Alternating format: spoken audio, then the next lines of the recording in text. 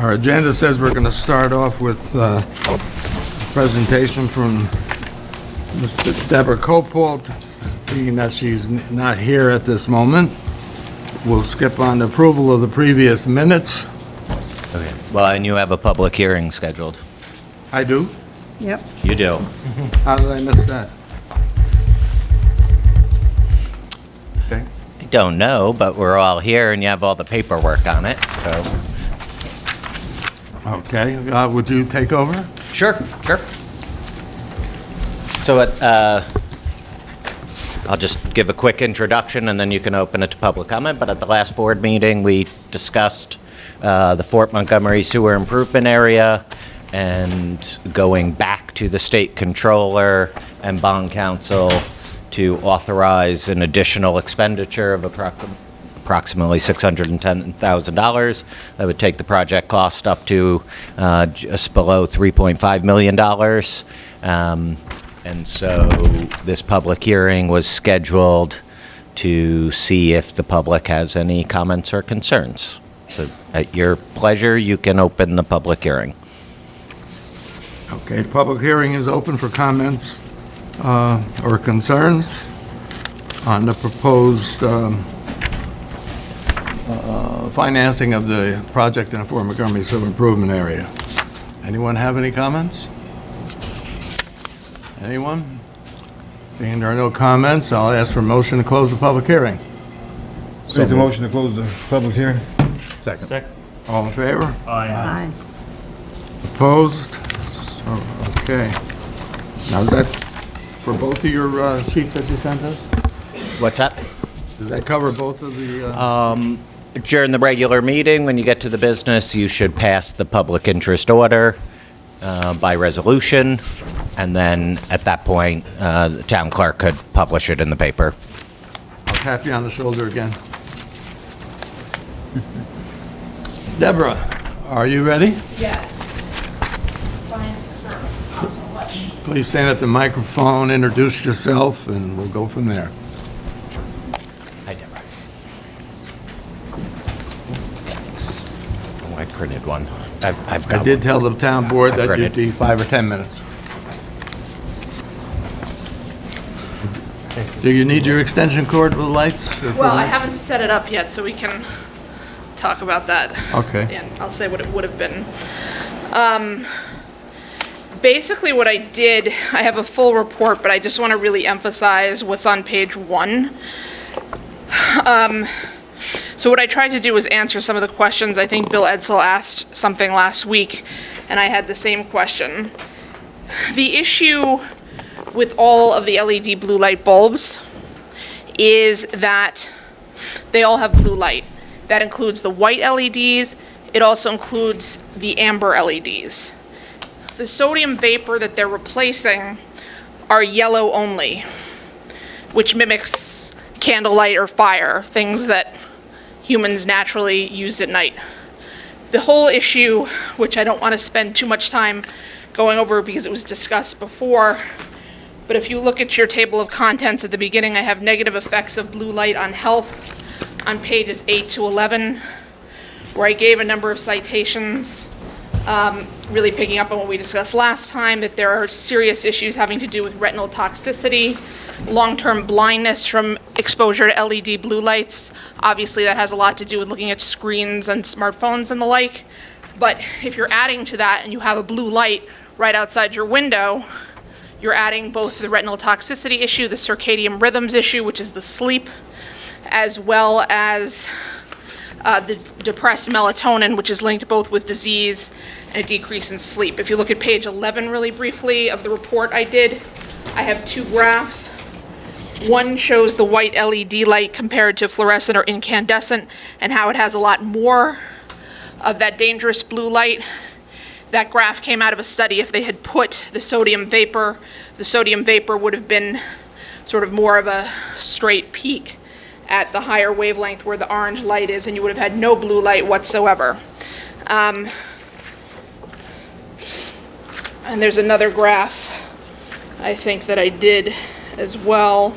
Yeah, and the graph on the bottom of page 11, which is from the International Dark Sky Association, shows how the human circadian sensitivity is highest at the blue light range, and that's where the blue-rich LED is emitting most of what it's emitting. I have a few other charts and graphs, like on page 8, which shows the depression of melatonin production when you have night light compared to day. Now, it's important to understand that an LED light that's like 5600 is going to be comparable to daylight. Just to review the issue of color temperature, which was raised last time, I have a graph. If you flip quickly to page 2, and so you'll see 9,000 is obviously like blue sky, 5600, 6,000 is daylight, 3,000 to 2,700 are the lower obnoxious blue light LEDs. You can get down to 2,200, down to 1,750 with an amber light LED, which is going to be safer. They're used by Yellowstone Park and in Flagstaff, Arizona. And I have a picture of what the ones at Yellowstone look like at the bottom of page 13.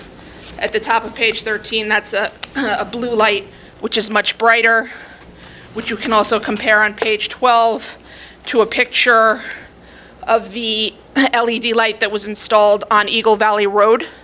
And I got that from Merv Livesey, who told me it was obnoxious and complained about it. And indeed, it's quite bright in the photo.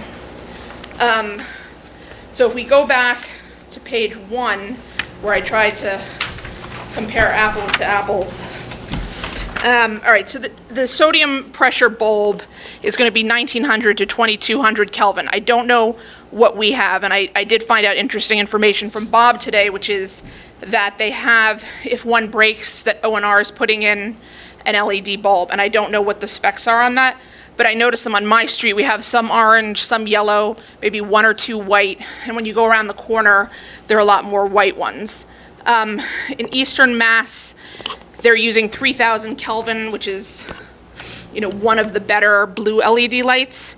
And you can see that the lumen is 1,600. If you compare it to the sodium vapor, which is 4,000, it looks like the sodium vapor will be a lot brighter, but that's the nature of the blue LED lights. They're going to look about the same.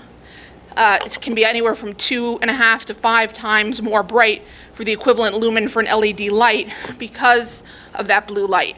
And then there'll be some people that are more sensitive to the blue light that will have an issue with it, even if it's, lower. And so that's 3,000 Kelvin that they're using in Eastern Mass.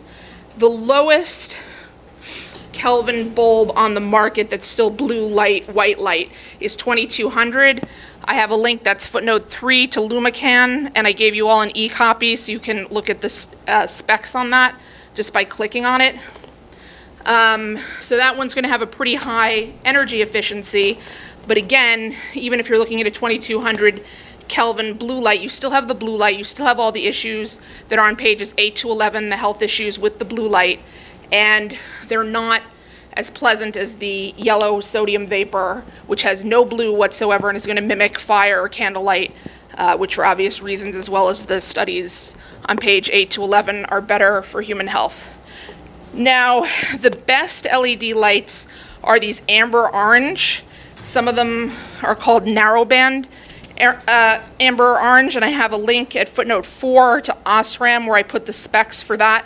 That one goes as low as 1750 Kelvin, so it is a lower color temperature even than the sodium vapor, but as I said before, every LED light, even orange, will contain a little bit of blue.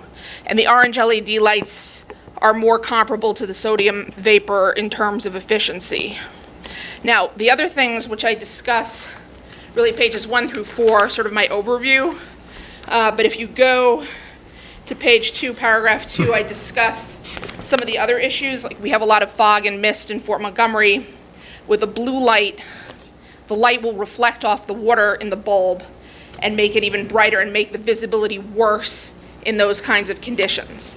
And the other thing the blue LED does is it's a lot brighter, it's more concentrated, so you'll have a few dots of very concentrated high light, like the one that Merv took a picture of on Eagle Valley, and then you'll have a lot of black in between where you'll have not so much visibility, whereas the sodium vapor and the amber is spread out more evenly. And so also The other factors when you're looking at lights, there's the color temperature. You want to get the lowest possible color temperature. You have the efficiency, which is measured in lumens per watt. But again, you could have something that's similar in lumens per watt. If it has a higher color temperature, it'll be that much brighter. You could even have something that's lower lumens per watt, and if the color temperature is higher, it'll still look a lot brighter. And then there's also a glare rating that goes from 0 to 5. But what I recommended, obviously, I think that the sodium vapor is better just because we're not Long Island, we're not Massachusetts, where you have towns that are more built up than they are here. We're near a state park. We're nestled in a state park in Fort Montgomery. And I think that's a good reason to go with the Yellowstone approach, which is to have the lower color temperature light down here in the orange range, whether it's sodium vapor, replacing sodium vapor, or putting in a narrow band orange. So like I said on page 1, I do have that link in footnote 4 to Ostrom. I'm going to look at a few more. I'm going to call Yellowstone to see what they're using. But I think, it's like if you buy a car, you want to test drive it. What I would recommend doing is look at a few lights that we might be considering if we're considering replacing. And in as much as O&R is now putting in an LED light, when something breaks, I think we can do better than what they're offering. Put up a few poles, hang a light off of each pole, and let people go and give their feedback to it. I gave a few testimonials from people in town, and here Merv was one, I'm another, Janet Wilkie wrote to the paper, she's another one. But I think that we kind of need to look at them, see the effect, because some people will be more sensitive than others, and understand that even if two lights look to most people to be of the same intensity, if one has blue light and the other has very little blue light or none, even though it might look the same, it's going to have more of that blue light that has those health effects that are documented on 8 to 11 with studies from around the world. From Harvard, I have some from Israel, from Spain. So yeah, and at the end of the report, I have a letter from an otolaryngologist in Long Island, Joshua Rosenthal, who wrote about these various issues having to do with the light irritating people, as well as Joel Kestenbaum, who's an optometrist in Plainview. So I'd recommend looking at those. And then again, if you look at the table of contents on pages 5 and 6, I have the latest French report, linked to the latest French report that came out in April from their regulatory agency, where they talk about the same problems, the toxic effects on the eye, the effects on sleep. And pages 6 to 8, I have a further discussion. I think the thing about LED lights that I didn't know until recently is that they do create high-frequency transients, which means they put line pollution into the lines, which means a range between 4 and 100 kilohertz. Line pollution is a complicated topic. The expert on this is Dave Stetzer from Stetzer Electric in Wisconsin. He told me he has not measured any LED light that doesn't have this problem, and it has to do with the way the diodes are configured. He told me he had not measured an orange LED, so I think that's something to look at. As well, with the orange LEDs, I was consulting a few of the counties in Florida because they use them a lot because they're, quote, turtle friendly, and they have regulations about turtles and put them on the beaches.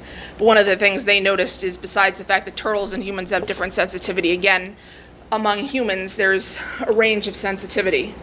So yeah, I think you can look at the pictures and you'll get somewhat of an idea, and I'm happy to answer questions. I think the science experiment, which I don't really have time to set up, I have to take each bulb, put them in a little cradle, then stick them in the power strip. I can do it outside and then show it later if you want. But the idea behind that, I actually just went to the hardware store and what I did is I tried to compare bulbs of the same lumens that were LED, that were low color temperature versus high color temperature, so you can see the variation. Compared that to one of similar lumens that was non-LED, that was an incandescent. An incandescent, again, will be brighter than either a sodium vapor, which is yellow, or an orange LED, which is lower than that in some cases, if it's a very narrow band, so that we could kind of see the difference. But, I can either do that, set it up in the hallway, and we can look at it later, or do it another day. But It's up to you whether you... yeah, well, I have to tinker for a bit, but anyway. So that's it. But I think the key is, and again, if you look at page 1, and I really emphasize this, the LED lights that are in Eastern Mass that are somewhat better, they're the second best, if you will, if you say that 2200 is the best class of LED light, the ones in Eastern Mass are 3000, even though they're 1600 lumen, they're still going to be as bright or possibly brighter than the sodium vapors that we'd be looking to replace. So I think we have to look at all these considerations, and at the end of the day, consider the science, and do some kind of test demo in the park with lights on a pole before committing to anything, and certainly give people who do want to opt out an option so that they don't have something in front of their house that's too bright for them to tolerate. But also considering, again, this issue with the water vapor droplets, that if you're driving and it's misty or snowy, that you're going to have less visibility with the LED light than you will with either the yellow sodium vapor or the orange amber. So I think that's something to consider, as well as the fact, if you go again to the literature, that you really want to get as much of that blue light out. We have no blue light with the sodium vapor, can get a lot of it out with the orange, but I think it's best to consider mimicking something that you don't want to have anything that's too much like daylight, which affects your sleep, affects your circadian rhythms, affects breast cancer, etc. So. The board have any questions? Just thank you for your presentation, Deborah. I have the O&R inventory in front of us. Yeah. About 2/3 of our lights are mercury vapor, and about 1/3 are sodium vapor. I'm not sure what the difference is, but just out of the 167, we actually have 168. There's one LED light in Fort Montgomery. The one by where Mervyn lives at, he brought my attention to that. I'm not going to speak on behalf of the Village of Highland Falls. I think they're letting O&R do, I think they have 7 or 8 of them right now. That particular one is obnoxious. I'm going to guess it's 4,000 or 5,000 Kelvin. Right. Probably doesn't belong like that. Right. We have no intentions of letting that happen. And in regard to Janet Wilkie's letter, I was glad she wrote that letter too.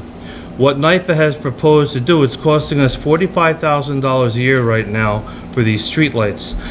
If we replace them, take possession of them, and finance it over an 8-year period of time where it will pay for itself, there'll still be a positive cash flow of about $3,000 a year during that project, and then we'll own them, and they have a life expectancy of 15 years. What are the specs on those lights that you were looking at? What's the color temperature and the... Oh, it was a generic workup, and the gentleman that came, Jeff Lano, knows nothing over 2,700. There's about 8,000 of these within a 40-mile radius of here. I've been to Kingston, Rhinebeck, Clarkstown. I'm in touch with a gentleman named Robert Birdie. They love their 4,000 lights. It took them 4 months to do. Nyack has 495 of them. They're on the Bear Mountain Bridge, so they're all around us. So I would not be a part of something foolish. No, I mean, I'm not trying to attack you on that basis. I'm just saying that, again, if you have something on the Bear Mountain Bridge, it's going to be higher up, right? And you're only driving through that pretty quickly if you have it in a neighborhood. We're not Nyack, we're not Kingston. Those are both way more urban, and we're more, there are, one thing I didn't put in here, I didn't go into the whole endangered species issues, but, humans should count, I guess. But, I think that 27, I would say, is too high, and I think that you're going to net some people that'll have a problem with it. Anybody who has a problem with an LED screen that can't look at one, of which there seem to be a few. I was interested in Janet's letter because I have a similar reaction with LED screens and have to use an LCD, which are harder to come by. But the point being that I think, and I'm just going to by what was going on my street. I have a slightly yellow one outside my house, which it's fine. The one further down the street, there are a couple that are orange, they're better. Mm-hmm. And there's someone that's white that I would say is viscerally unpleasant, and the ones around the corner are quite unpleasant. If you can find out what the specs are I'd be happy to. that what O&R is putting in as the backup. But if you're looking at 2,700, I mean, I think we do know here that we have this Lumacan one that's 22, still white blue.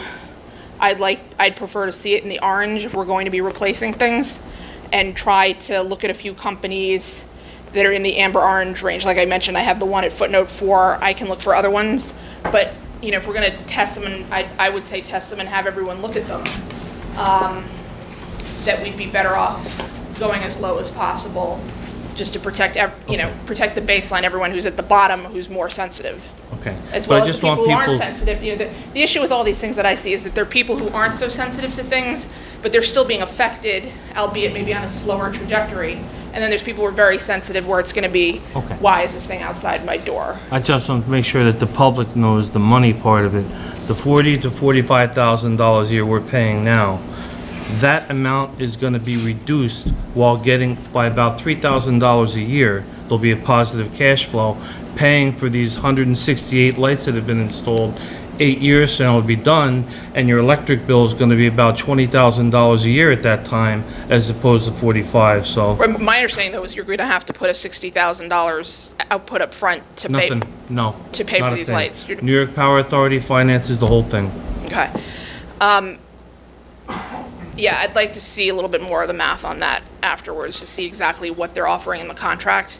But I would also say if you're going to do it for the sake of having a new light in, because either, I would still argue for the sodium vapors and have those available for people who want them. But if you're going to go LED, I would really say to look at some of these other companies that are orange. If NIPA isn't going to finance it, so be it. But I would rather see a lower color, especially considering we're kind of nestled in a state park.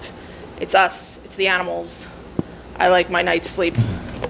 But, so they're telling you they're not going to give you, there's no money up front? No. It's on YouTube. April 8th, they made a presentation. You can watch a 30 minutes of presentation. I'll send it to your email if you want. Yeah, okay.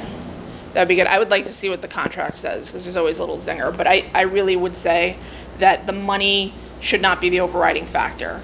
The comfort for everyone of all ranges should be the first consideration, more so than the light. I mean, I think you have to know that when you're going from the sodium or the mercury vapor, sodium vapor being better than mercury vapor because it doesn't have mercury in it, but the sodium vapor doesn't have a cleanup. I have a section in here too on the cleanup costs of the diode from the U.S. Agency for Toxic Substances and Disease Registry. There is a little hazmat situation when one of these things breaks. I don't think they last as long as they're advertised. But I think that we have to, consider all of these options, see what the fine print says, and shop around a little bit. Look at some of these lights, and remember, right, that when you're replacing, even with 27, even if you're replacing with 2200, that thing is going to have more blue light than what we have now, and you're introducing something into the environment that is a problem. It's not a problem. You can't wish it away and say it's completely safe for everyone, but once you've made that election to put LEDs everywhere, you've introduced that problem. And again, we're not Nyack or Kingston. Deborah, thank you very much for your presentation, and I see you did a hell of a lot of hard work, and I appreciate it. Thank you. You have The extension? yeah, and But it's behind here, and it would, actually, if you want to set it up over there, you can.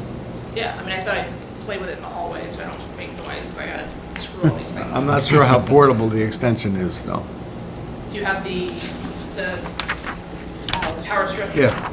I can take the power strip in the hallway. Richie, under your desk there's an extension cord with a power strip on it.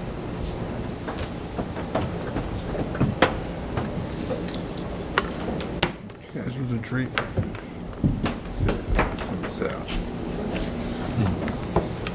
It's got something plugged into it, but you want the whole thing? Oh, yeah, you can unplug the orange one there. Unplug the extension cord and just unplug it with a power strip.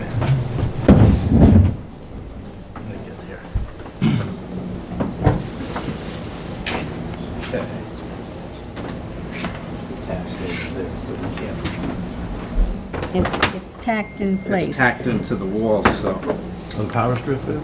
no, not the power Extension strip, cord the is. extension cord is. Maybe that's workable. Electronically. Got that? Yeah, they just, didn't I give you? They tacked it. Yeah. Kelly, do we have an outlet anywhere near your office or in the hallway? Let's give Deborah a hand for a minute there. Okay, approval of the minutes we did, communications, Yeah, I think we skipped the minutes. what'd I do? I interrupted you when you were trying to do the minutes. That's what happened. I'll ask for a motion to approve the minutes of our last meeting. Motion? Second. All in favor? Aye. I'll abstain. You just have to. I have to. Okay, thank you. Communications, I have a letter from James O'Neill High School inviting me to the graduation that I cannot attend. It's tomorrow night at 7. Tomorrow night at 7, Tuesday, let me see. I think I can make it. Can you make it? I think you probably, if you would call them up, they'll have a seat for you. And that's a reserved parking. I don't know where they reserve parking on West Point. The upper lot of Eisenhower Hall, but you gotta get there early. Okay. So that'd be, I went to the second grade graduation this morning, so. You're our delegate for all this stuff, I tell you. Yeah, that was exciting. I mean, if you go to that, I accept them, expect to see something on Facebook about 7:15, if it starts at 7. Okay. Financial reports, we paid out $44,821. Larger items were Royal Karting got $2,360. That's for our recycles. I think we brought it up before that we're paying more on the tipping fees for recyclables and plus the carding on recyclables, which makes it costing us more than regular garbage. They can blame China on that one. Landfill charges were, let's see, that was the $2,360. Legal, $5,963 for the legal services in May, and Rockland County Solid Waste was $12,746 for the month of May. Board liaison reports. Let's start out with Richie Sullivan. Me? Yeah. All right. So the ZBA, who meets on the third Wednesday of the month, had a meeting scheduled for the 19th. They canceled about 2 o'clock in the afternoon. The applicant couldn't make it. They'll have it again next month, which I believe is July 17th. The building department, I met with Bruce for an hour on Friday, spent some time with him. There's a vacancy in that office. He's swamped at the moment, and I'm gonna go into some of the numbers in that office for the month of May. There were 15 permit applications received, 13 were issued, 2 operating permits were issued, 11 certificates of compliance or occupancy were issued, 42 building permit inspections, 19 fire safety inspections, 120 advisory violation notices were issued, 82 of those notices were completed. 11 municipal searches, 8 FOIL requests, 263 total number of physical inspections. So, and very best wishes to Kim, who recently left, so I'm not sure what we're gonna talk about that later on. Is that a future meeting for filling that vacancy? That'll be a future meeting, right? Well, whenever Bruce Okay. gives us a Okay. recommendation. We have the list, by the way. Okay. There's quite a few people on the list, so it's... With the advisory notices, I mean, when people call up, he'll respond, and I think that it's done some good. There's a lot of properties that are looking much better. Like every once in a while, if you have a good neighbor, just go shake his hand and ask him to cut his grass, because it's really swamping that office. Sewer. I guess nobody picked up a bid package for the dechlorination, is that correct? That's correct. So there was a walkthrough that nobody came to. That's It was correct. advertised and nobody picked up for that bid, which is something that we're close to. The reason we're doing it is because we're gonna be fined for that whole thing. So I'm not sure what we're gonna do, but I'm sure we'll talk about that I later. hope somebody picks up, because Tam will be doing the main project, so I'm hoping that Tam is just being a little lazy and they're gonna come in. but- Okay, Or maybe we ought to call them up and remind them. I'd be happy to do that Okay. tomorrow. I did talk to Dawn from Lankin Tully. She's reviewing the videos. Now, on those videos, I thought it was gonna cost $9,000 to do the part that they did. We got a shared services contract that cost $1,800 to TV camera, the part of the system that's gravity. Because the part that has pump stations, the operators have to be there to turn things on and off while they're cameraing. So that's done. And there was a manhole run, I'm not gonna get specific, on Firefighters Drive. They had a couple of laterals that had substantial infiltration coming out of them. If anyone's out there pumping their cellar water into the laterals illegally, don't do it. We're gonna catch up to you eventually, because our plant is almost at 95% capacity. Okay, oh, and the only other, that's it on sewer. The other thing is Olga's here, the Environmental Advisory Committee met last Friday. We discussed LED, recycling, and had a guest speaker, Europe McGovern, and maybe we'll talk about that during public comment. And that's it. Thank you. Ty? Okay, good evening, everyone. And good evening, everyone at home. Couple things here. If I could, get my notes together here.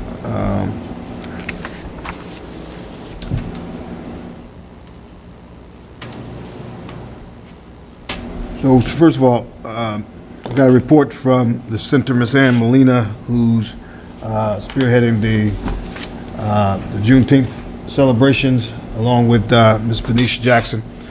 They had a great weekend of celebrations planned, starting with a unity march, with the whole community being welcomed to join in on that. But they're meeting at the the parking lot adjacent to Sacred Heart at 11 a.m. on Saturday, this coming Saturday, the 29th.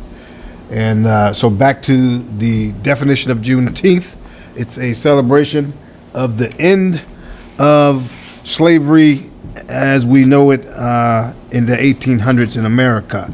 What happened, as we recall, President Abraham Lincoln gave the Emancipation Proclamation, 1863.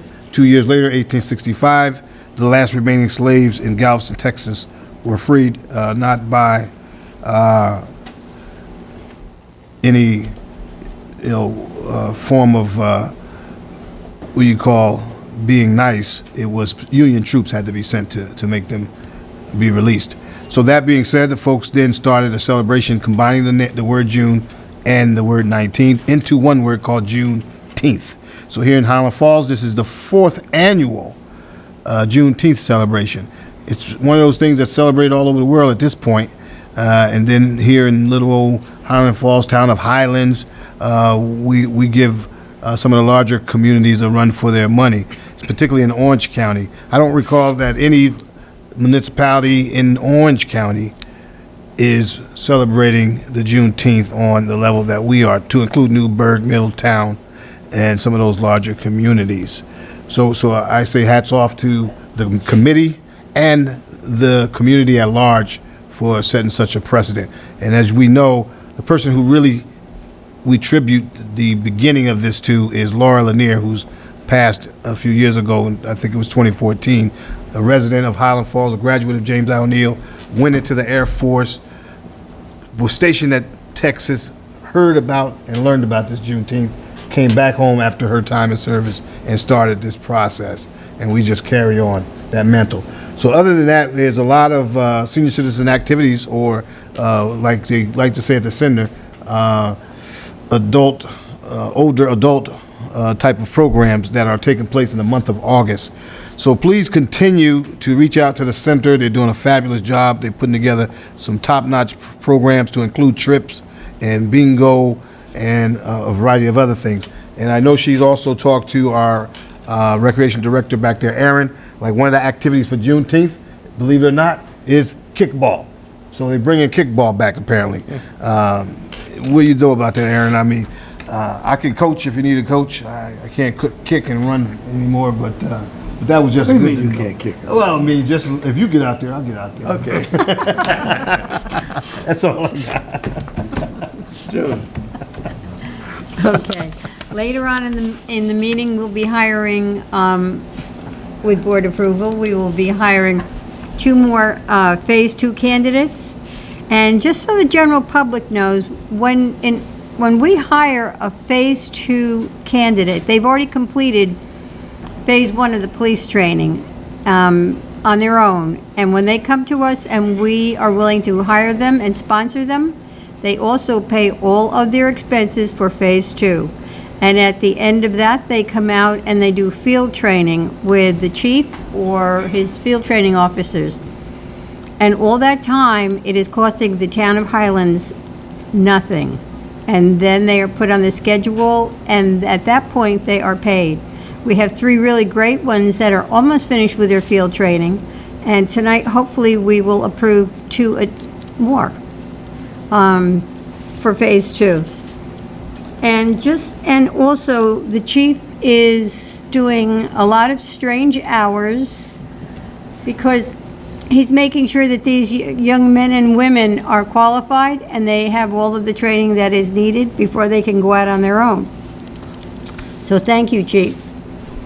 The Disaster Preparedness Committee will meet this Wednesday night, and the guest speaker will be Kurt Hahn, who runs the disaster preparedness for the town of Cornwall and the village of Cornwall on the Hudson. The planning board had a meeting last Thursday, which I was not able to attend because I was attending the Hudson Valley Volunteer Firemen's Association annual convention, and that was a very interesting and good convention. And now I'm back to work.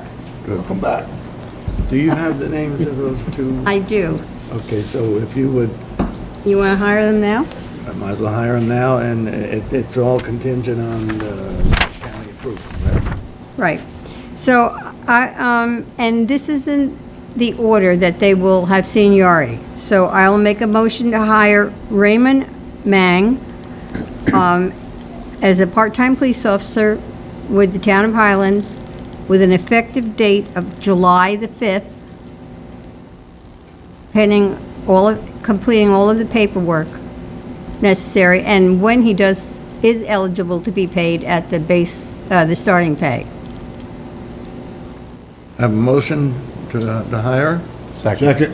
All in favor? Aye. So carried. And then I'll make a motion that we hire Kevin Wood, effective July 5, with approval of all of his paperwork. And he will also receive the beginning salary once he is in a position to accept that. I have a motion. Do I have a second? Second. All in favor? Aye. So carried. I think it's noteworthy that the chief has known these two gentlemen since birth. Wow. So he kind of recommended them. Rich? I was just asked by Gene Tallman, the town assessor, to publicly thank Leslie Rose and the Holland Falls Library for accommodating the Board of Assessment Review, the Assessor's Office, and the public on May 28th, Grievance Day.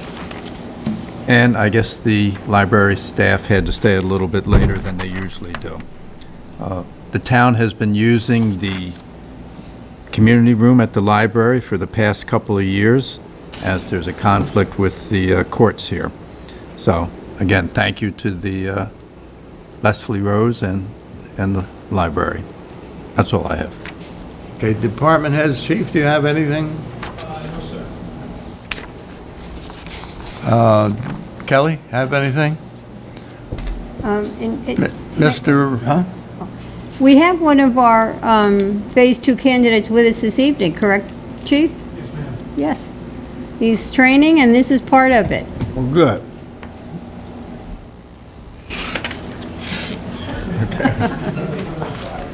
I just want you to know, you don't have to be with the chief. You can come to every one of our meetings and enjoy it.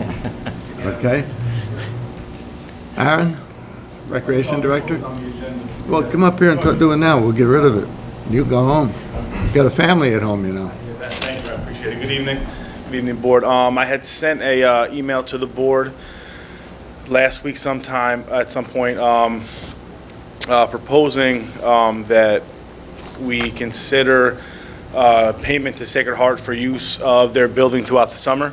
I'm not sure if you guys got an updated email I sent earlier today. I saw it, but I didn't get a chance to read it. So the original proposal was to use the building 3 days a week through July and August. I'm sorry, 4 days a week. 2 days would have been for the youth theater program, and 2 other days would have been used for open gym for the under 18, the youth. Since then, I spoke with Mr. Supervisor and I spoke with Kelly financially. I don't expect them to accept what I'm proposing the board grant, but I think we should at least put it out there. The updated proposal was because I was able to find alternative location for the theater program, which actually might end up working out better for them. Excuse me. So that left open gym, and I was contemplating taking it off the table. But as you saw in the email, it is one of our fastest growing activities for the kids. I mean, we average 40, 50 kids a night up at open gym.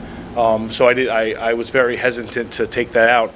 So what I had suggested was a payment of, I think it was about $1,500 for use of 2 days a week for 2 months. It came out to, I think, just under $100 a day to use. So that was my updated proposal. Again, I don't think that they'll accept it. They're at a number way higher than I would even consider asking the board for, but that's where I'm at. So If I remember your email, the original one correctly, and correct me if I'm wrong, this discussion was initiated by the facility. Church. it was. It's a long time coming. I knew we were going to have to figure out a financial solution. We use it for basketball now. We've used it for adult yoga. We've used it for other things in the past, their classrooms and things like that. So I knew eventually we were going to have to come up with a plan to either stop using the building altogether or figure out a way to compensate them for their space. So they did contact me about setting up a meeting, and I went to the meeting and we discussed it, and that's where we're at now.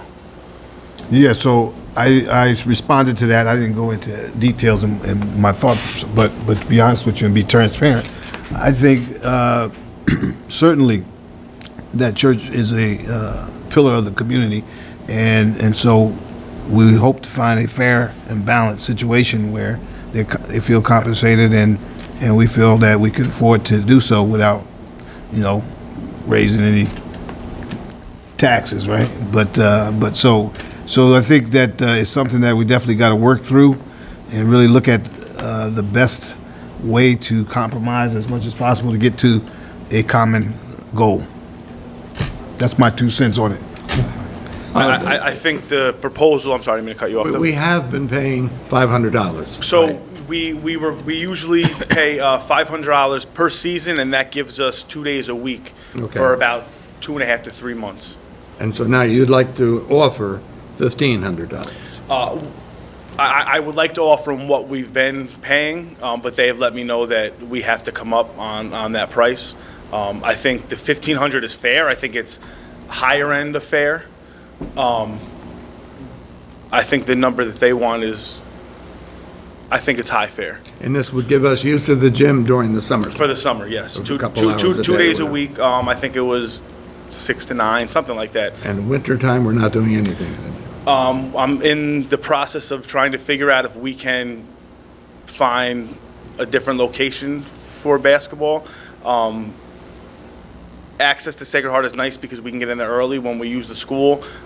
We can't get in there sometimes till 7 o'clock at night, and with the younger kids, that's, as a parent, tough to swallow, having young kids not start activities till 7 o'clock on a school night. So I'm working on finding an alternative to Sacred Heart, and I'll have an update on that in the next couple of weeks to a month or so. See, my concern would be not necessarily with you personally, with just the thought of the church losing tenants, and then ultimately having hardship to the point where you see already the school is not what it used to be and things of those natures. So I just think that as a municipality, we should find ways, if we can, to work with them to help strengthen them, because what else comes from the church, right? Goodness. People go and worship, and there's a lot of things going on. So if they don't have you as a tenant and they lose that rent that they've been accustomed to, that's going to be painful, in my view. Would the board like to offer $1,500? Well, I'd like to do a little bit more questioning. During the winter time, I do occasionally dabble in social media.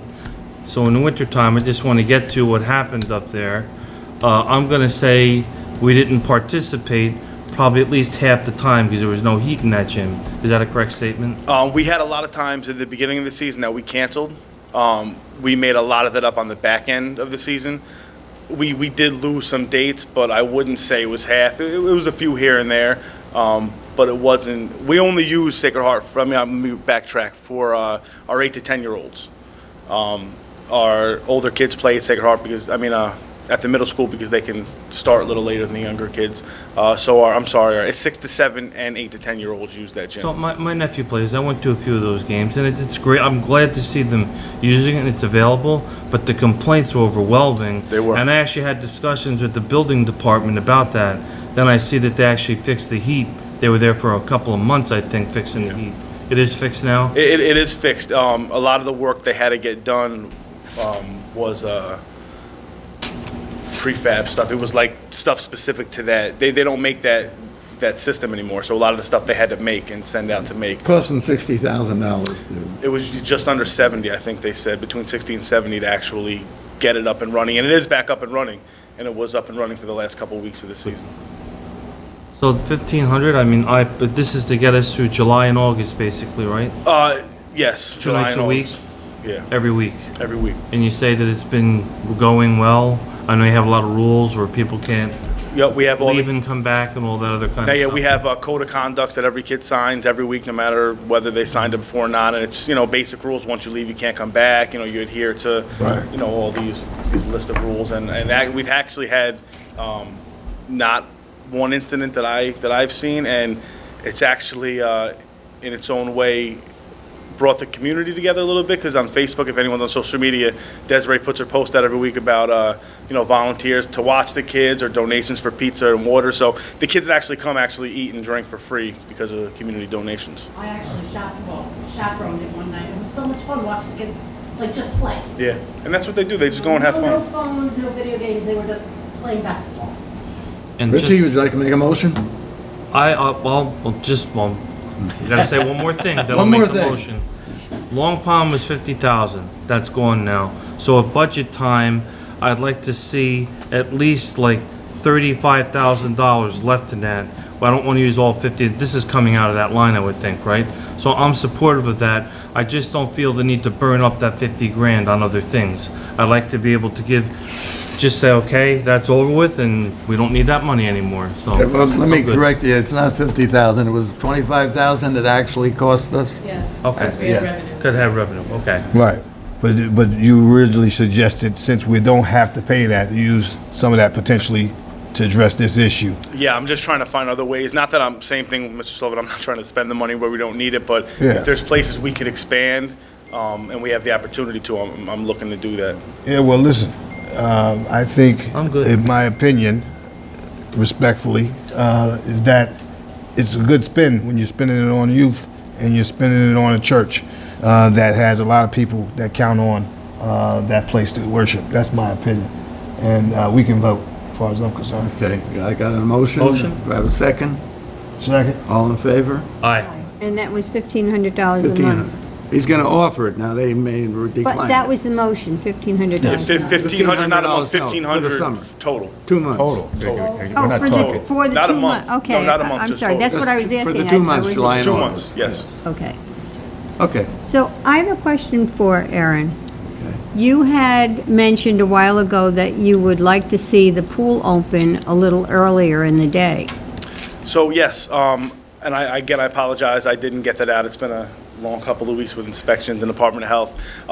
So, I did work with Karen. We went over the extending of the pool hours, and we actually found a way to extend the pool hours and adjust swim lessons, so it actually doesn't cost any more payroll money. Did I say that right?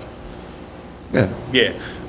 So we would adjust swim lessons and kind of get them all done on one day. We would leave the pool open for a couple more hours a day at no extra cost. Oh, that's good. We're working on finalizing it, but that's kind of where we're at right now. Because come July and we have 90-degree days, I'm sure the kids would Yeah. appreciate being able to go over there a little bit earlier. It's open right now, 12 to 5, with 5:15 to 6 o'clock for over 30 adult swim. And what we were trying to do is, we usually start swim lessons daily around 9. So we're gonna move swim lessons around a little bit and use those extra days to keep the pool open at 9, since we have lifeguards there anyway. Any updates, what's the latest on you and I and some others in the community were on this committee that was doing some fact-finding and should lead to the improvements of the facilities over there. Remember that, the grant? Oh, yeah, Roe Park, I'm sorry, yes. So right now, the money passed through DASNY. It's through DASNY, and I think it's at the stage, Ms. Sullivan, you might know more about it than I do, where it's just sitting there waiting. Count on it. The last I heard from Schoolfish's office was that it passed through DASNY. It's sitting there waiting to get allocated. But it is ours. It's just a matter of when they give it to us. So at this point, I think we're looking at starting projects up there early spring next year. Okay. And that includes a new bathhouse, redone pool area, new basketball court, upgraded playground, safety stuff, I think with the matting we had talked about, and some money to go into the softball and Little League fields also. Yeah. I think it was $140,000 total. Right. Okay, thank you. But Richie's right, I mean, they're not too quick in dispersing it or releasing that money, so. No. And just before Aaron goes, congratulations, tomorrow night you'll be handing out diplomas. It was always the best night of my year, Looking so forward to it. congratulations on that. Thank you. Anything else, Aaron? Yes, two quick things because of course when you say do you have anything, I was thinking about other things. One, of course I forgot already. So the other thing, till I remember it, was we finalized also the feeding program for the summer starting July 1st. Breakfast and lunch is free for all kids under 21 years of age from the last day of school to the first day of school. No questions asked. Show up at the Roe Park, get a breakfast, get a lunch. That's it. Good. One last one for me now that I'm thinking about it. So senior citizens, always near and dear to my heart. And as far as I'm concerned, we got a great program between you and the center. The combination of the two, we have delivered some good services. Any updates in that arena? Besides us losing the key to the senior citizen center. We had some kinks that needed to be worked out, but I think they've worked themselves out. A lot of the issues come from too many hands in the pot. We have too many groups that want to do too many things, and that's a great problem to have. But without that central person coordinating it, which I think we're doing a better job, which I'm doing a better job of now, I think that a lot of, like I said, wrinkles have been ironed out. So. Yeah, so I think I clarified, I've been here, there was some discussion a few weeks ago about the actual building known as the Senior Citizen Center and the role that we should play at one time having a key to it. But then in further research, we find that building was purchased by a grant that was given to the village of Highland Falls and is typically occupied by a club called the Highlanders, and not necessarily the body of seniors that live in the community. So compare and contrast that to what we have done here at the town and creating programs that target senior citizens, and we talk about diverse group and inclusive group and not specific clubs. So we're not talking about a building, we're talking about programs and services. So although the keys are over there, which is their right because it belongs to the village, then we want to send a message that we still are giving the services. And we are Yeah. definitely giving services. And I think the match of the center and Aaron working with them is really producing quite a number of yeah. programs for these I think older so. adults in the Doing a community. fabulous job. I think Keep so. up I the good appreciate work. that.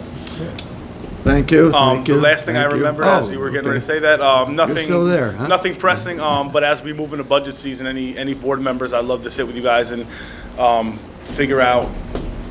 We're coming to a point where we're maxing out on what we're able to offer just because of the space that we have available. It's a good problem to have, but I think my department can do better.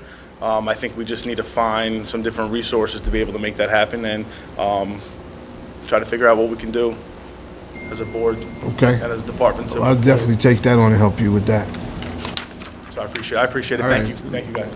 Thank you for your good work. Look out there.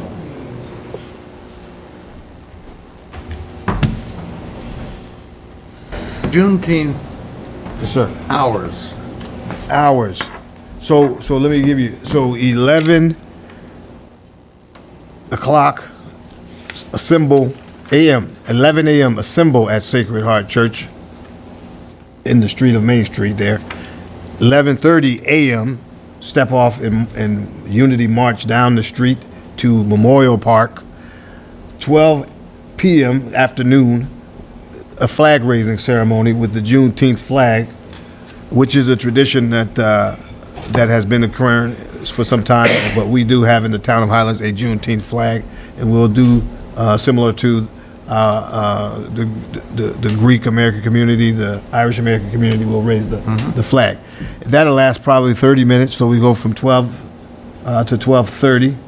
And then after the completion of that ceremony, there'll be a version of the festival that we've done for the last 4 years, but probably not as boisterous or big, no bands and those things, but maybe a DJ. Certainly one of the most fabulous things that happens is we got this person in our community, if you don't know, is a professional clown. And he comes out with his whole get up on, and he does face painting for the children and magic. And that's usually one of the highlights of the day. So he has come back again this year. I won't reveal his identity because, we want it to be a secret for everybody. And then that occur, I believe, at 1:30, 13:30 for any military and police. But 1:30 p.m. we'll start the festival at the park. And please, we want the community at large. And I want to state unequivocally, we're not talking about here a black holiday, in my view. What we're talking about is acknowledging that in America we've had a injustice that was overcome and that we all should celebrate freedom. And so what I love about growing up in this community, in a diverse place like Highlands Falls, New York, that we can all come together on something that's good and celebrate. So we're looking forward to everybody coming out and having a good time. And I want to see the supervisor in this kickball tournament because I'm coaching. That's about it. Okay. The main reason I wanted to know your timing is because on the same day, Mindock Park is having a friend raiser. The friend raiser amounts to a live band down at the park, at Mindock Park, a couple of food trucks, and transportation to it from any of the parking lots is available, and parking is also available down there. There's no charge or anything like that. There is charge for the food trucks. And the entire town is welcome. It begins at 4:30, so there should be no conflict. Yeah, so we can do both. Until 8 o'clock. Yeah. So that's You this said Saturday. food truck, you had me at food truck. Food truck. Yeah, Food so truck. I'll be there. All right. They won't be strange food trucks, but they're in here in the parking lot most every day of the week. Okay, so that's that. Justin, did you get a copy of the letter from the mayor concerning the... I just saw it from, the assessor showed me before I walked into the meeting. Okay, the mayor wrote us a letter. Basically, he's unhappy with the certiorari. We didn't have a certiorari, we just had an agreement. No, we did, right, so the text, yes, the mayor wrote a letter. Give a brief explanation of Sure. what, the bottom line is you did what you did in the best interest of the town. So if you could just explain what was done in the Sure. best interest of the town. Okay, so if you recall, 2 weeks ago, I think it was 2 weeks ago, might have been 4 weeks our ago, it last was meeting. 2 weeks ago, June 10th, the board voted to settle a tax certiorari matter at the Key Bank Building on 195 Main Street. It had been discussed primarily among your council, the school district council, and the assessor, which is how most of the tax certs go. On some of the larger, more significant ones, the board is brought in earlier in the process. This is a sort of an interesting property. It was an operational bank, and during last year's tax cycle, it was still open. During most of this year's tax cycle, it will be closed. And so the negotiations came down to a modest reduction, about a 20% reduction in the assessment. The refund liability to the town There are separate refund liabilities to the county of Orange and to the school district, but to the town was less than $1,250. The school was approximately, I didn't see final figures on the school, it was a little short of $5,000. And that would settle it for 1 year. Often in tax certiorari's, you take advantage of real property law, Section 727, and keep these settlements in place for an additional 3 years after the settlement. In the discussions, town and school were not comfortable with that because the building is in such flux, meaning it's being marketed right now, but it is vacant right now. Vacant buildings are hard to defend a tax certiorari on because one of the primary methods of reviewing that is an income and expense allocation. If there's no income in a building, it's difficult to justify your assessment. So the desire was to settle the 1 year, but the 1 year only, to see what would happen in the next year and the next year. This board voted to do so.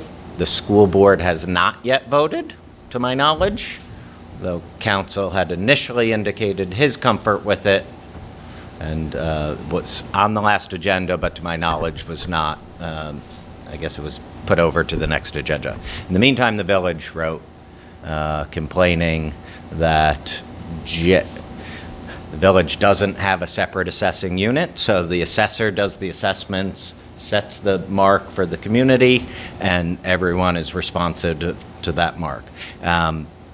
There are some villages that retain their ability to separately assess.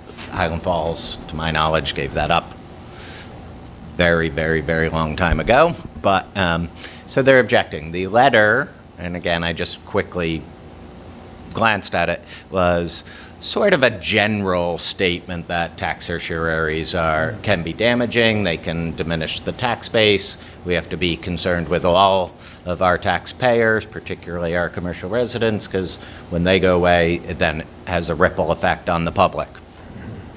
So that's not an uncommon viewpoint. That's a viewpoint I would imagine this board shares and takes all of these seriously. It was, again, but they're talking in general strokes, right, about how to review and analyze, and to some extent, they feel this property is worth what it was previously assessed at, without it giving any information in that regard, just statements. So you looked at it, right, one case at a time, right? And some of the consideration and why it was in the best interest under these circumstances, which is what the supervisor actually asked me, right? Tax certiorari, it's litigation, right? And so it has an effect going forward, but it also has an immediate effect, right? So the town and the school district for a long time have shared the expenses outside of council. You retain counsel, they retain counsel.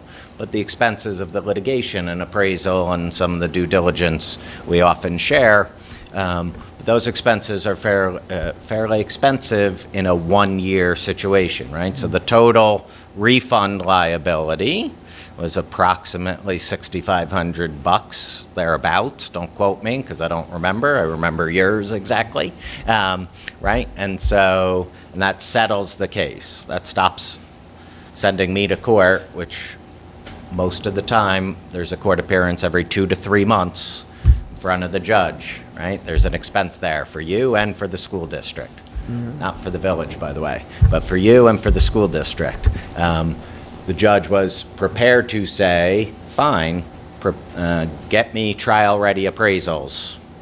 A trial-ready appraisal on a commercial building, there's no one rule of thumb, but it's probably on a building that size, in this type of community, it's anywhere from $5,000 to $8,000 to get a trial-ready appraisal. We split that, right, between the two entities. Again, nothing to do with the village, right? And you're paying your, right? So at some point, depending on where you are, right, it makes sense to stop paying me, right? Refund $1,250 and be able to analyze it going forward and make your, determinations through your assessor's office, through the Board of Assessment review, and determine the proper assessment for the building, right? So that was the decision. It's not an exact science. Certainly, people could disagree over an amount or what the appropriate assessment is. Everything was indicating that there would be some form of reduction. Whether it would have been the entire amount settled for, don't know. Again, the case is not fully settled because the school board has not yet taken action. So it's possible we'll be right back in court, although all indications were that everyone had agreed. Thank you for a very clear explanation. Appreciate it. Got myself confused at some point, but I'm glad you understood it. Okay. Attorney comments and concerns. Wow, you've been commenting and I've spoken enough, although I do have one further agenda item. yes, let's go with that. Let's go to that. Yep. Okay, so you had your public hearing, and again, these are all actions that you took previously, but are just being amended in light of the fact that the bids came back higher on the project. So you have before you a public interest order of the town board in the matter of the Fort Montgomery Sewer Improvement Area Sewer Improvement Project pursuant to Article 12C of the town law. It outlines the anticipated costs. It indicates a maximum cost of $3,441,254. It indicates that you'll follow in accordance with Section 209Q of the town law, and that this is subject to a permissive referendum. That's why June has a lengthy notice to publish in the paper, and then you will make application back to the Office of the State Controller. They're the first level of review. If they pass it, EFC has already said they'd give the additional financing. If State Controller approves, and it is within all of their regular criteria, there should be no reason they don't, but they have to go through their review process. You'll pass a new bond resolution, and we'll get back on the schedule to get the contractors hired and working. Do you have an opinion as to when they're going to break their, when it's going to start? When it would start. So, Just generally. sure. You pass, there is a 30-day period for the permissive referendum, so that takes us to August 1, say, right? At the same time, the state controller will have their application, ideally working on the same schedule and willing to give an authorization as soon as the permissive referendum period passes. They've seen all the paperwork before. Verbally, they indicated comfort with the project. They're just waiting for the application again. I would think they'd work along the same schedule, so August 1, August 15th, thereabouts. EFC has already said fine, so then it would be awarding the bids officially. So that could probably be done during August, and then in the ground sometime once they're able to mobilize. Okay, I'll ask for a motion to move the public interest order for the town board in the matter of the Fort Montgomery Sewer Improvement Area. Do I have a motion? Motion. Second. Roll call, please. Councilmember Sullivan?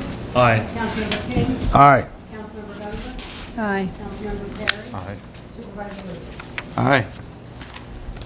Prior to this meeting, the 6 o'clock, we started a meeting, it was an executive session where we discussed police personnel, and we talked about our town employee medical insurance. We had a representative from the company that provides for us, and I think the board is ready to allow me to sign a contract. Are they? Do you have a motion? Allow me to sign the contract for the medical insurance for this year. I make the motion that you be allowed to sign the contract for the medical insurance for this year. Do I have a second? Second. All in favor? Aye. Opposed?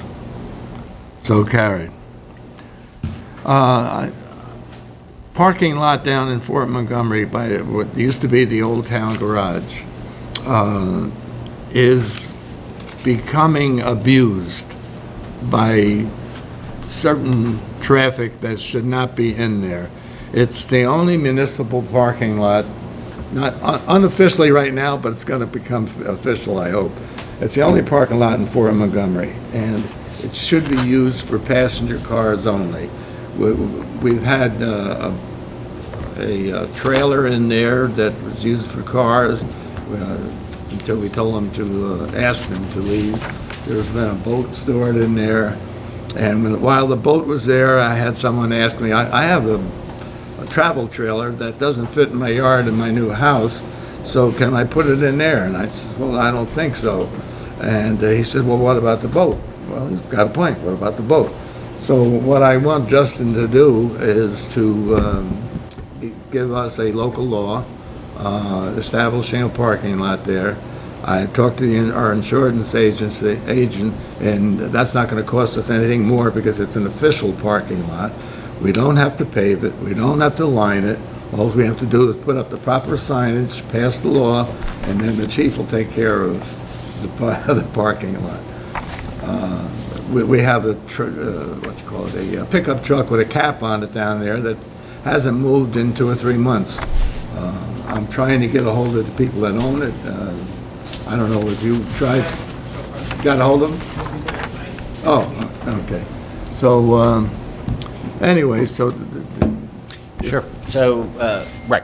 So Yeah. you'll have a draft to introduce, right? Again, for a local law, you have to have a public hearing, but your code has a V&T section as well as a parking section, so it just needs to be amended, and with the proper rules and restrictions that you want to see.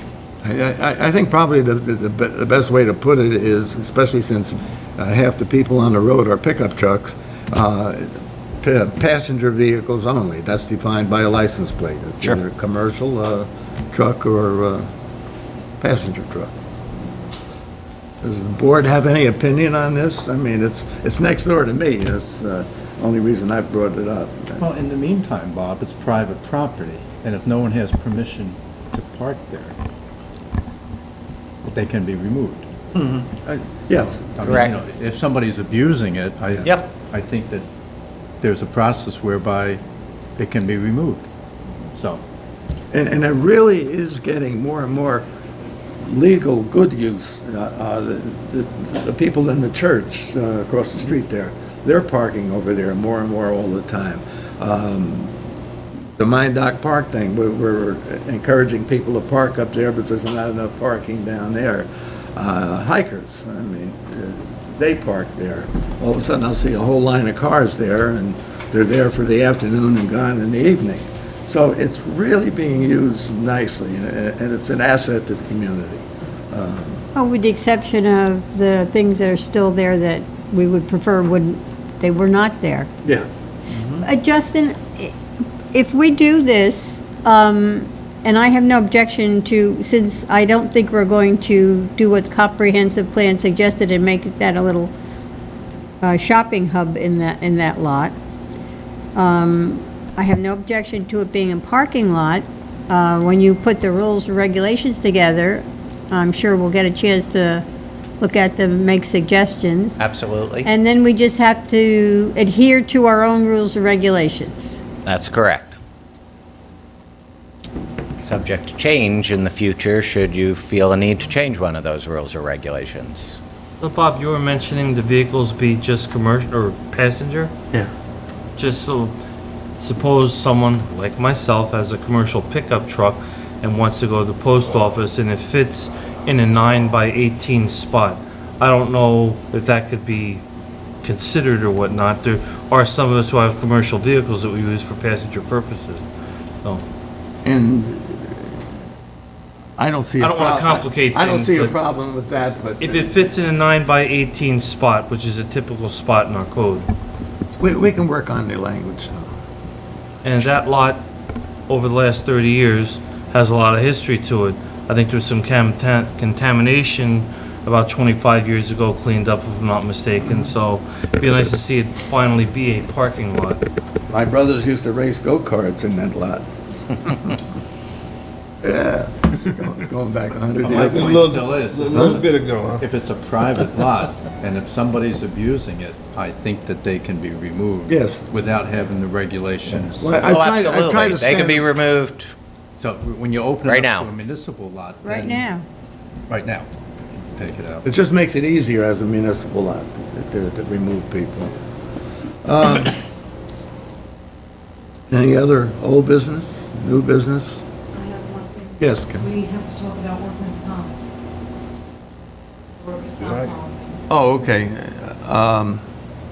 We need to approve that, It expires July 1st. okay, our workmen's, but give us just a quick synopsis. So we use currently the New York State Insurance Fund. Our workers' comp policy is July 1st through June 30th, so it's up for renewal. A representative from Marshall and Sterling came in a couple of weeks ago, we met with Bob and I, and he gave us a proposal using Comp Alliance, which is a workers' comp company that we've used in the past. Their quote came in about $5,000 to $8,000 less than the New York State Insurance Fund's last year quote. So I'm asking the board if they would allow Bob to sign with Comp Alliance. Comp Alliance, they have a couple advantages over the New York State Insurance Fund in addition to their premium being lower. They're a little more aggressive with investigating claims, and they also offer training, free training for things such as confined space, defensive driving, lockout, tagout, I think it's called, personal protective Oh, equipment. sexual harassment and. Sexual harassment, workplace violence, and they'll provide all the training for free. So we've budgeted $5,000 or $8,000 for training. I think we'd probably cut that in half using Comp Alliance to do some of that training. Wasn't there a second quote that was coming in, or didn't the Liebert Agency, or CLG, or whatever they call it now? Sending in the New York State Insurance Fund quote for the upcoming year, which was still a little bit higher than what the Comp Alliance quote was for. And the policy expires July 1st. Okay, so then I'll ask for a motion to allow me to sign the Comp Alliance contract for compensation. Motion. Second. All in favor? Aye. I have Opposed? paperwork for you for that one. Yeah, okay, good. The only thing I would point out is usually with the New York State Insurance Fund, they do declare a dividend every year. Yeah. I included that in my And calculation. you included that, and it was still the Yes. 5, okay. They give a dividend, they also charge a 10% management fee. Yeah. So when I took the sum of the three components, the Comp Alliance still came back. That's that Gladfinger or whatever it is? Blackfelder. Felder. Okay, so once that's done, then we need to follow through with that training. Yes, absolutely. As soon as we get it, we're going to Yep. notify them that we need it. Yep. Absolutely. I don't think we really need it, but we got to have it. That's a better way to put it. Any other business? Yes. Yes. The extension Oh. on the leave. Go ahead. Well, we have a request from one of our police officers, Gavigan, who's out on a medical absence, and he would like to have that extended through September the 1st, 2019. That doesn't cost us anything. He's just out for another couple of... Motion? Second. All in favor? Aye. And by the way, the chief is in accordance with it. You're fine with it. Yeah. Public comment, anybody? Olga, you waited long enough. Finally. Hi, Olga Anderson. I'm speaking as chair of the Environmental Advisory Committee that the board was good enough to recognize back on Earth Day. So we had, as Councilman Sullivan said, we had invited Europa McGovern to our last meeting. She's she's a member of the Hudson Valley Regional Planning Council and is designated by NYSERDA as the go-to person in this region for assistance with the Clean Energy Communities and Climate Smart Communities programs. And she had pointed out to us that the town of Highlands has not submitted the required resolution to be recognized as a climate-smart community, in which case we won't be able to apply for various grants or to be recognized as a climate-smart community. And there's a number of initiatives that have already taken place under that umbrella that I want to make sure that we get recognized for. So I've requested that the board pass this resolution. It's kind of just a pledge to follow the principles around climate-smart community planning. And there's standard verbiage that I got from Europa that I've submitted that I hope you will consider. Okay, and is there a time limit on that? I think you told me. The grant, there's a current round of grants that expire at the end of July. Okay, and Justin, I sent you the You did. It's really a policy decision as opposed to a legal decision. Okay. The verbiage they require to be designated as a climate-smart community is, as Olga points out, well, it's a pledge in nature, right? There's some fairly strong statements in there, so you should review them to make sure that on behalf of the town board, you're comfortable. I think if you put it on the agenda for July 8th, you'll have the time to review it and also have the time to submit for any necessary grants should Okay, do should you want you us to pass use the it. one I sent to you, or you want to They, take over? well, so I just looked into it today when, I believe it was today, Yeah, I they think sent it. that's- What the information says, which is through NYSERDA, which is for climate control, is that you cannot change the language related to the pledge. okay. So there's a list of 10. I can recirculate it, or the supervisor No, I'll can circulate it. circulate it to the But I board. think Or Richie can, he does that. I think the board has to understand the verbiage just so they know what they're Yeah, voting on. okay. And that came in today, that request? I don't know when Olga got it to Yeah, I the think you supervisor. sent it to I me know today, I saw it yesterday. today. I think I sent it last night. Yeah. But, yeah, the verbiage is probably all around the actions that are incorporated into the Climate Smart Communities program. So if we're not going to do those actions, there is no point in the pledge. I understand. I'm just saying, it's not a legal situation. It's certainly for the board. Get it out and to everybody. A policy We'll look at it decision. next meeting. All right. Yeah, because I was going to say, I wasn't sure what you were talking about, I haven't Oh, I seen just got it. yet. Okay. That's- Again, the way the schedule works, July 8th isn't that far away. It's just 2 weeks away. So, I mean, that would give you the timing on. Yeah, in the meantime, I could research the grants Okay. and see where we go. All right, Thank you, man. thank you. Jeff, you had anything? No? No? How's the junior program coming? Sorry. How's the junior program? We are working on the Work- bylaws for it now. Good, okay. I'll give you a copy of what we have. Okay. Anybody else?